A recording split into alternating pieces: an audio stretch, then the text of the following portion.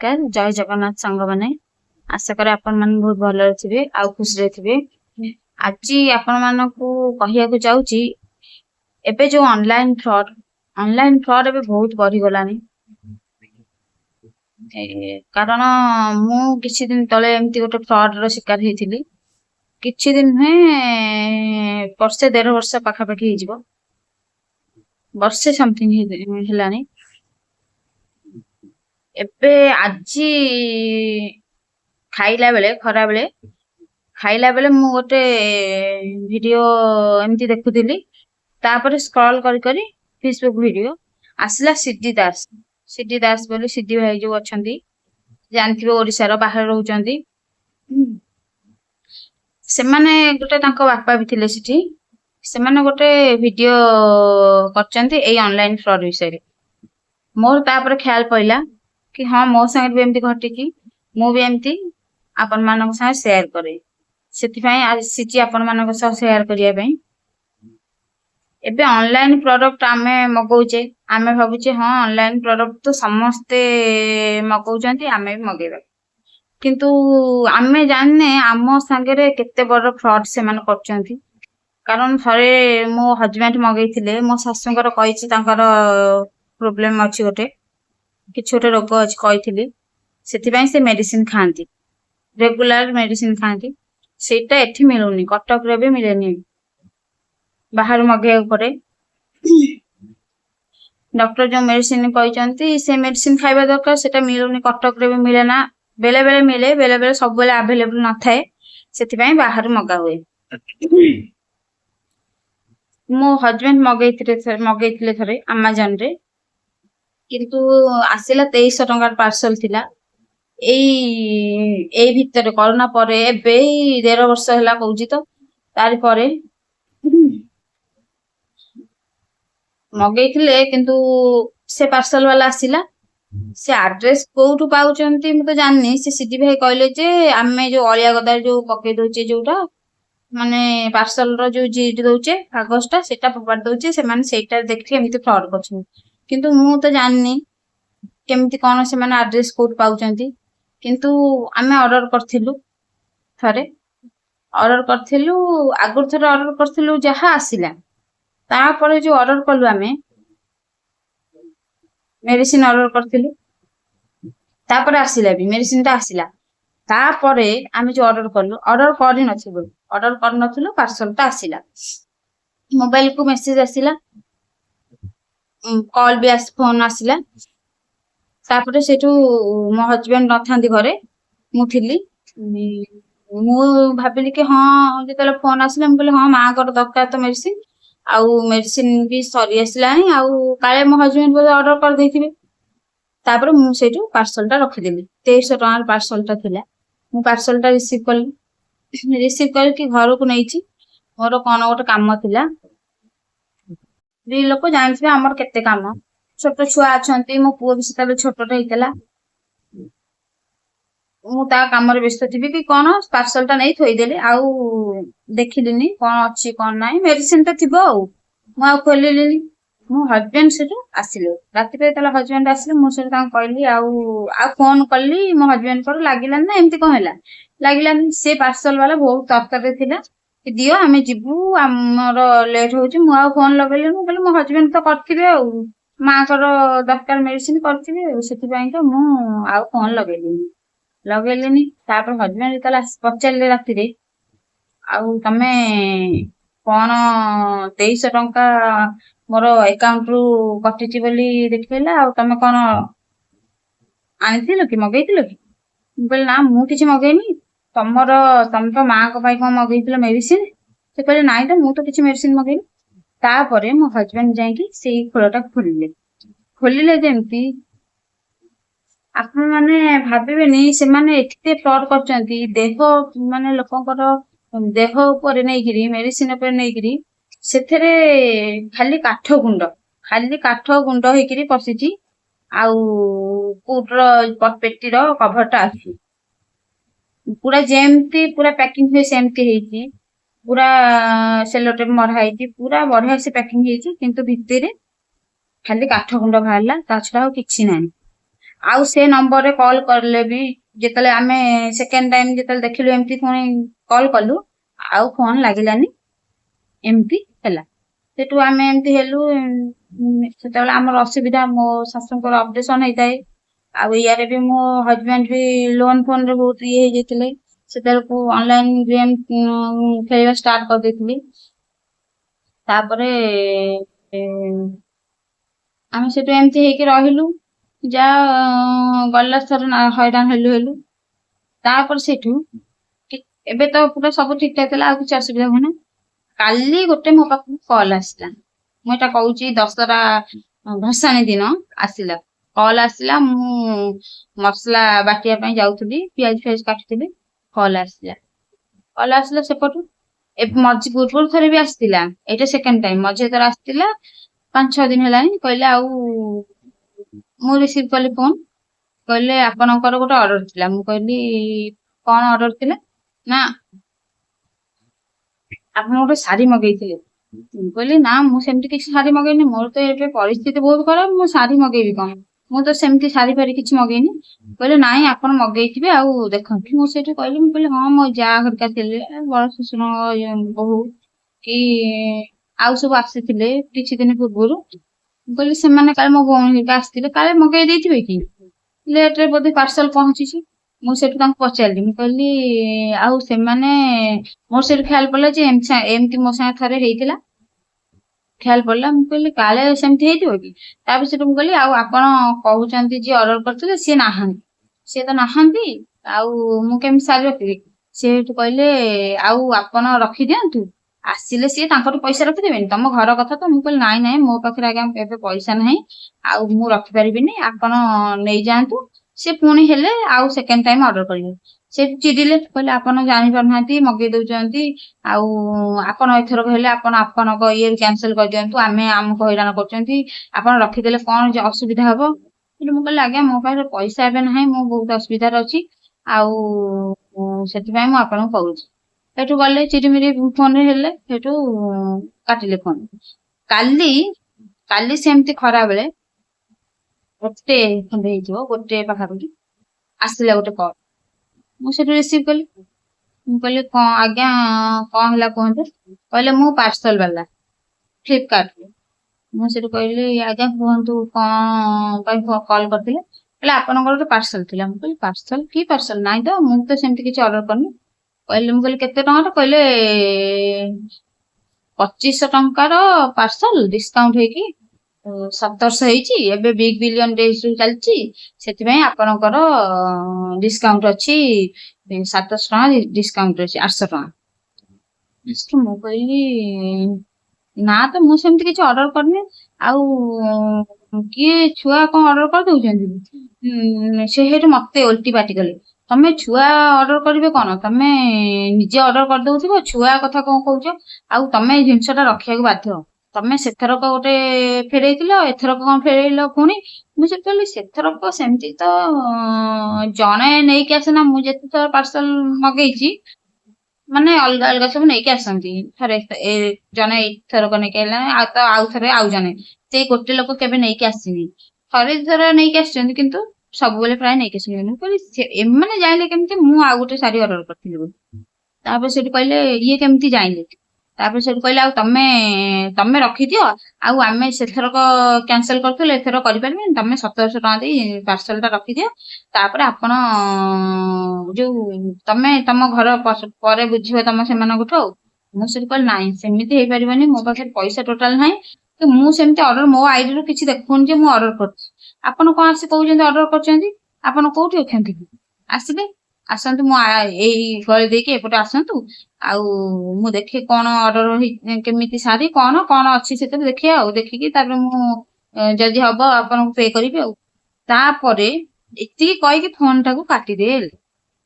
ମୁଁ ସେଇଠୁ ମୋ ଭଉଣୀ ଯାହା ସବୁ ଯୋଉମାନେ ଅଛନ୍ତି ତାଙ୍କୁ ପଚାରିଲି, ତମେ କି ଅର୍ଡର କରିଥିଲ କି? କହିଲେ ଆମେ କାହିଁ ଅର୍ଡର କରିବୁ, ଆମେ ଅର୍ଡର କରିଲେ ତ କହିଥାନ୍ତୁ।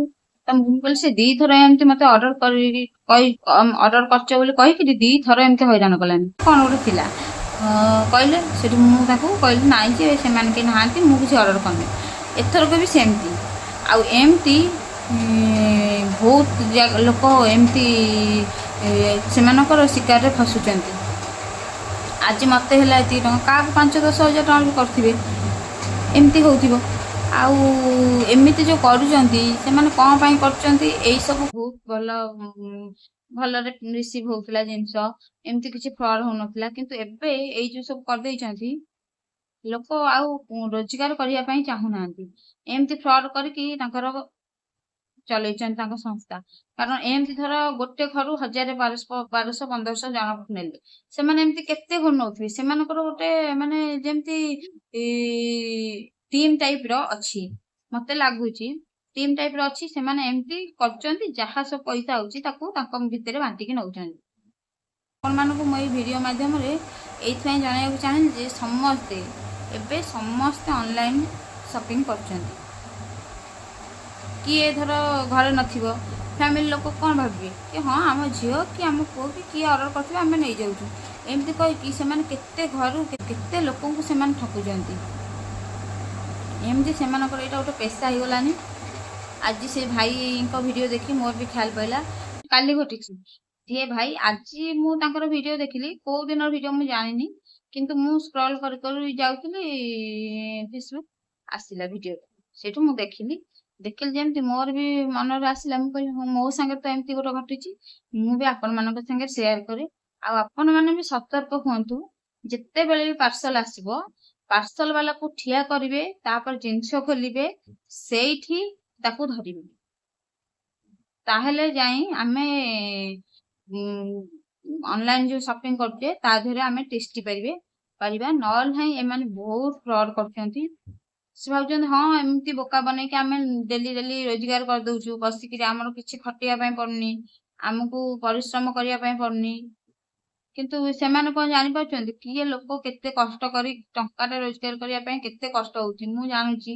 ମୋ ନିଜ ଇଏରୁ କେତେ କଷ୍ଟ ମତେ କରିବାକୁ ପଡୁଛି, ଡେଲି କେତେ କଷ୍ଟ କଲେ ହିଁ ଯାଇ ମୋର ମାନେ ପେଟକୁ ଦାନା ଯାଉଛି। ଏବେ ଆଉ ଲୋନ୍ ଇଏ ସବୁ ସେ କଥା ତ ଅଲଗା ଅଛି, କିନ୍ତୁ ମେନ୍ ହଉଛି ଡେଲି ଯିବାକୁ, ଡେଲି ଚଳିବା ପାଇଁ ଛୁଆଙ୍କ, ଆପଣ ମାନେ ବି ଜାଣିଥିବେ ଛୋଟ ଛୁଆ ଦିଟା, ଆଜିକା ଦୁନିଆରେ କେତେ ଖର୍ଚ୍ଚ, କେତେ ଛୁଆଙ୍କ ପିଛା ଖର୍ଚ୍ଚ, ଛୁଆଙ୍କର ଡ୍ରେସ୍ ପଟା, ଭଲ ମନ୍ଦ, ଖାତା ପେନ୍, ମେଡିସିନ, ତାଙ୍କର ଖାଇବା, ସବୁ ଖର୍ଚ୍ଚ ମାନେ ଆମକୁ କଷ୍ଟ କରି କମେଇଲା ବେଳକୁ କେମିତି ଲାଗୁଛି।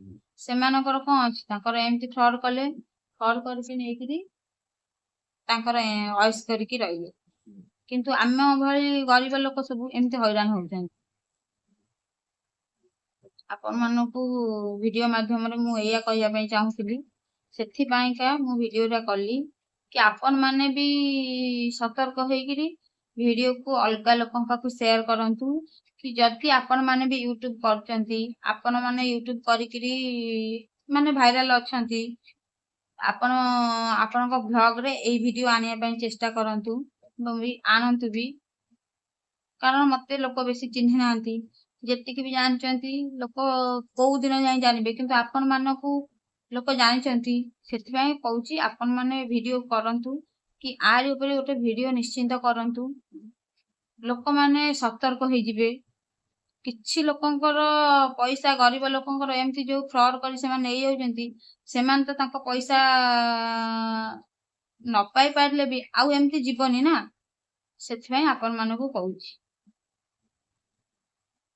ତାପରେ ମୋ ଜୀବନ ବିଷୟରେ ଆପଣମାନଙ୍କୁ ତ କହୁଛି, ମୁଁ ଡେଲି ସେୟାର କରୁଛି, ଏମିତି ମୋ ଜୀବନ ବିଷୟରେ ଚାଲିଛି। ଆଉ ଏବେ ଆପଣମାନେ ଜାଣିଥିବେ ଯୋଉ ସଂସ୍ଥା ରହିଛି ଆମର ମିଶନ ଶକ୍ତି ଯୋଉ ସଂସ୍ଥା ରହିଛି, ତା ଦେହରେ ଆପଣମାନେ ଜାଣିଥିବେ ବହୁତ ପୋଷ୍ଟ ଆଗରୁ ଥିଲା, ଏବେ ବି ଅଛି, ନୂଆ ବି ବାହାରୁଛି। କିନ୍ତୁ ସବୁଆଡେ ହଉଛି କି ନାହିଁ ମୁଁ ଜାଣିନି, ଆପଣଙ୍କ ଆଡେ ସିଆଡେ ହଉଛି କି ନାହିଁ ମୁଁ ଜାଣିନି, କିନ୍ତୁ ଆମର ଏଠୁ କ'ଣ ହଉଛି ନା, ମୁଁ ବାରମ୍ବାର କହି ଥକି ଗଲିଣି କି ମୋର ପରିସ୍ଥିତି ଏମିତି, ମୁଁ ବହୁତ ଅସୁବିଧାରେ ଅଛି, ଆଉ ମତେ ଟିକେ କୋଉଥିରେ ରଖିଦିଅନ୍ତୁ। ଯୋଉ 2-3 ହଜାର ଟଙ୍କା ମୋ ପାଇଁକା ବହୁତ ବଡ। ଏବେ କିଛି ନହେଲେ ମୋ ଛୁଆଙ୍କ ପାଇଁକା ତ ମୁଁ କିଛି ଇଏ କରିପାରିବି କି କିଛି ତ ମୁଁ ମୋ ହଜବେଣ୍ଡକୁ ହେଲ୍ପ କରିପାରିବି କି ତାଙ୍କ ପରିସ୍ଥିତି, ତାଙ୍କର ଯୋଉ ଅବସ୍ଥା, କିଛି ତ ସୁଧାରି ପାରିବି। କିନ୍ତୁ ମୋ କଥା କେହି ବି ଶୁଣିନାହାନ୍ତି, କେହି ବି ନୁହଁ। ମୁଁ ଥରେ ଜଣକ ଆମର ଅଛନ୍ତି ଯିଏ ଏମ୍ବିକା, ତାଙ୍କୁ ଥରେ କହିଲି ଖୁଡି ହିସାବରେ ହେବେ, ଖୁଡି ଆଉ ଆପଣ ମୋ ପାଇଁ ଗୋଟେ କାମ ଖୋଜି ଦିଅନ୍ତୁ। କିନ୍ତୁ ସେମାନେ ସବୁ କଣ ଭାବନ୍ତି କହିଲେ, ସେମାନେ ସିଏ ବି କହିଲେ ତମେ ଘର କରିଛ, ଦୁଆର କରିଛ, କଣ ତମ ପାଖରେ ପଇସା ନାହିଁ, ଆଉ ତମର କଣ ପଇସା ଦରକାର। କିନ୍ତୁ ସତରେ ସମସ୍ତେ ଏଇଆ ଭାବୁଛନ୍ତି, ଘର ଯୋଉ ଖଣ୍ଡିଏ ଘର, ଘର ମାନେ ଆପଣ ମାନେ ତ ଆଉ ସାଇ ପର୍ସା ନୁହେଁ କି ମୁଁ ତମକୁ ଆପଣ ମାନଙ୍କୁ ଦେଖେଇ ପାରିବି। ମୁଁ ଯେବେ ବି ହଉ ଆମ ହୋମ ଟୁର ଆଣିବି, ଘର ବୋଲି 2 ବଖରା ତଳେ 2 ବଖରା ଉପରେ, ଦି ବଖରା ହେଲେ ଆମେ ଦି ମାନେ ମୋ ଦେଢଶୁର ଆଉ ମୋ ହଜବେଣ୍ଡ ଯିଏ 2 ଭାଇ, ଆମ 2 ଜଣଙ୍କର 2ଟା ପୁଅ। ଆପଣ ମାନେ ନିଜେ କୁହନ୍ତୁ, ମୁଁ ଧର ଗୋଟେ ରୁମ ରେ ରହିଲି, ଆମେ ଧର ହଜବେଣ୍ଡ ୱାଇଫ ଗୋଟେ ରୁମ ରେ ରହିଲୁ, ମୋ ଦେଢଶୁର ଯା ସିଏ ଗୋଟେ ରୁମ ରେ ରହିଲେ, ମୋ ଶାଶୁ ଶ୍ୱଶୁର ପୁଣି ସିଏ ରହିବେ ନା ନାହିଁ, ସିଏ ଗୋଟେ ରୁମ ରେ ରହିଲେ। ଆଉ ରହିଲେ ଯୋଉ ବନ୍ଧୁ ବାନ୍ଧବ ସବୁ ଯିଏ ଆସିବେ, ସେମାନେ ପୁଣି ଆସିବେ ନା ନାହିଁ। କେତେବେଳେ କିଏ ଆସିଲା ଆଉ ଗୋଟେ ରୁମ ରେ ଶୋଇଲେ, ନହେଲେ ନାହିଁ ଆମ ଛୁଆ ସବୁ ଶୁଅନ୍ତି। ନହେଲେ ନାହିଁ ଯେତେବେଳେ ମୋ ବଡ ଶ୍ୱଶୁର ସାନ ଶ୍ୱଶୁର ସେମାନଙ୍କର ଘର ହେଇନଥିଲା, ତାଙ୍କ ଛୁଆ ସବୁ ଆସି ଶୁଅନ୍ତି। ସେମାନେ ସେଇଟାକୁ ଦେଖିକି ତମର ଘର ଅଛି, ଆରେ ଆମର ଘର ଅଛି ଆପଣ ଯୋଉ କହୁଛନ୍ତି, ଆମେ କହୁନୁ ଆମର ଟୋଟାଲି କିଛି ବି ନଥିଲା, ଆମର ଥିଲା। ଆମେ କହୁନୁ କଣ ଆମର ନଥିଲା, ଯୋଉ କଷ୍ଟମଷ୍ଟେ ସେମିତି ଦୋକାନରେ ପୁରା ହାଇ ଫାଇ ଲୋକ ନୁହଁ, ଆମର ଗୋଟେ ଷ୍ଟଲ ଥିଲା। ଦୋକାନ ଯୋଉ କହୁଛି ସେ ଷ୍ଟଲ ଦୋକାନ, ଏମିତି ପୁରା ହାଇ ଫାଇ ଦୋକାନ ନୁହେଁ ଯେ ଆମେ କୋଟିପତି ପୁରା ହେଇଯାଇଛୁ। ଷ୍ଟଲ ଥିଲା, ଯୋଉଥିପାଇଁକା ଯୋଉ କହିଲି ବାରମ୍ବାର ଉଠିଲା, ସେଥିପାଇଁକା ଷ୍ଟଲ ଏମିତି ଉଠିଲା ବୋଲି ବାରମ୍ବାର ମୋ ଶ୍ୱଶୁର ଆଉ ରାଜି ହେଲେନି ଦୋକାନ କରିବା ପାଇଁ। ବାରମ୍ବାର ଯୋଉଠି ପକେଇଥିବୁ କାଲି ନେଇକି କୋଉଠି ଫୋପାଡ଼ି ଦେଇଥିବେ, ସେଇ ରାସ୍ତା ଉଠିଲା ନେଇକି ତାକୁ କୋଉଠି ଫୋପାଡ଼ି ଦେଇଥିବେ। ସେଥିପାଇଁ ଅସୁବିଧା ହେଲା ବୋଲି ଆଉ ଦୋକାନ କଲେନି। ସେଇ ଦୋକାନ ଷ୍ଟଲ ରେ ଆପଣ ମାନେ ଜାଣିଥିବେ କେତେ କଣ ବେପାର ହଉଥିବ। ସେଇଥିରେ ଯାହା ଯେତିକି ଯୋଉ ଘର ଖଣ୍ଡିଏ ଯାହା କରୁଛୁ, ଆମର ଗଭର୍ଣ୍ଣମେଣ୍ଟ ପାଖରୁ ଆମେ କିଛି ନା ଇନ୍ଦିରା ଆବାସ ପାଇଛୁ ନା କଣ ପାଇଛୁ, କିଛି ବି ନୁହଁ। ସେଇ ଘର ବି ଲୋନ କରିକି ଆମର କରିଥିଲୁ। ଲୋନ ସେଠୁ ଆସ୍ତେ ମାସ୍ତେ ସେତେବେଳେ ଦୋକାନ ଥିଲା ବୋଲି ଲୋନ ସୁଝିଥିଲେ। ସେଇଆକୁ ସିଏ ମତେ ସେଇ ଘର କଥା ନେଇ କହିଲେ, ତମର ଘର ଅଛି, ତମର କଣ ଚାକିରି ଦରକାର, ଆଉ ଯୋଉମାନଙ୍କର ଘର ନାହିଁ ସେମାନଙ୍କ ଚାକିରି ଦରକାର ନା। କିନ୍ତୁ ଯୋଉମାନଙ୍କୁ ସେମାନେ ଚାକିରିରେ ଏବେ ରଖୁଛନ୍ତି, ସେମାନଙ୍କ ପାଖରେ ପଇସା ଅଛି, ସବୁ ଅଛି, କିନ୍ତୁ ସେମାନେ ଚାକିରି ଦଉଛନ୍ତି। କିନ୍ତୁ ଆମକୁ କହି କହି ମୁଁ ଏତେ ବର୍ଷ ଲାଗିଗଲା କହି କହିବି, କିନ୍ତୁ ଆଗରୁ ମୁଁ କେବେ ବି କୁହେ ନା କି କୋଉଠି ରହିବି କଣ। ଯେତେବେଳେ ଆପଣ ମାନେ ବି ଜାଣୁଥିବେ ସବୁବେଳେ ପରିସ୍ଥିତି ସମାନ ରୁହେନି। ସେମାନେ ମାନେ କହୁଛନ୍ତି ଯେ ତମେ ଆଗେ ରହିବାକୁ କହୁନଥିଲ, ଆମେ ଯେତେବେଳେ କେହି ରହୁନଥିଲେ ଆମେ ସବୁ ରହିଥିଲୁ, ସେତେବେଳେ ରହୁନଥିଲ। ଏବେ ଯେମିତି ସମସ୍ତେ ରହିଲେ କହୁଛ ରହିବା ପାଇଁ, ସମସ୍ତେ ଏବେ ବାହାରୁଛ ରହିବା ପାଇଁ। କିନ୍ତୁ ମୋର ପରିସ୍ଥିତି ଏବେ ପଡିଛି ବୋଲି ମୁଁ କହୁଛି, ନହେଲେ ମୁଁ ଆଗରୁ କହୁନଥିଲି କେବେ ବି ରହିବା ପାଇଁ। ସେମାନେ ବି ବୁଝୁନାହାନ୍ତି କି କିଏ ସମସ୍ତେ ଜାଣିଛନ୍ତି ମୋ ହଜବେଣ୍ଡ ଏମିତି କରିଛନ୍ତି ବୋଲି ସମସ୍ତେ ଜାଣିଛନ୍ତି, କିନ୍ତୁ ସେମାନେ ଭାବୁନାହାନ୍ତି ହଁ ହଇରାଣ ହଉଛି ତ ହଉ, ଆମର କଣ ଦରକାର ତାକୁ ସାହାଯ୍ୟ କରିବା, ଏଇଆ ଭାବୁଛନ୍ତି। ଆଉ ରାଜନୀତି କଥା କହିବି, ଆ ଦେହରେ ଆଉ ଗୋଟେ ଭିଡିଓ କରିବି, ଏଇଥିରେ ନୁହେଁ ଆଉ ଗୋଟେ ଭିଡିଓ କରିବି କି ରାଜନୀତି ପଶିକିରି ଆ ଭିତରେ କେମିତି କଣ ଖେଳ କରୁଛନ୍ତି। ଭିଡିଓ ଲମ୍ବା ହେଇଯାଉଛି ବହୁତ, ଆପଣ ମାନେ ଭାବିବେ କଣ ଏଇ ଗପ ଶୁଣିବା ପାଇଁକା କଣ ଆମେ ଡେଲି ଭିଡିଓ ଦେଖିବୁ, କିନ୍ତୁ ନା, ଦୟାକରି ଆପଣ ମାନଙ୍କୁ କହୁଛି ମୋ ଭିଡିଓ ଦେଖନ୍ତୁ, ମତେ ଭଲ ପାଇବା ଦିଅନ୍ତୁ। ମୁଁ ଏବେ ଫାଷ୍ଟ ଜାଣିପାରୁନି କେମିତି କଣ ଭିଡିଓ କରିବି, କେମିତି କଣ ଏଡିଟିଂ କରିବି। ପ୍ଲିଜ ଆପଣ ମାନେ ଯଦି ବି ଜାଣିଛନ୍ତି କିଏ, କମେଣ୍ଟ ମାଧ୍ୟମରେ ମତେ କୁହନ୍ତୁ କୋଉଥିରେ କଲେ ଭଲ ହବ। ଆଉ ପ୍ଲିଜ ମୋ ଭିଡିଓକୁ ଫାଷ୍ଟ ରୁ ଲାଷ୍ଟ ପର୍ଯ୍ୟନ୍ତ ଦେଖନ୍ତୁ, ଲାଇକ୍ ସେୟାର ସବସ୍କ୍ରାଇବ କରି ମୋ ଚ୍ୟାନେଲକୁ ଆଗକୁ ନିଅନ୍ତୁ। ଆଉ କମେଣ୍ଟ ମାଧ୍ୟମରେ ଦୟାକରି ଆପଣ ମାନଙ୍କୁ କହୁଛି ମତେ ସମସ୍ତେ ଜଣାନ୍ତୁ ଏଇ ଲୋକ ସବୁ କରୁଛନ୍ତି, ସେଇଟା ଆପଣ ମାନଙ୍କୁ ଏତିକି କହି ରହୁଛି। ନମସ୍କାର, ଜୟ ଜଗନ୍ନାଥ।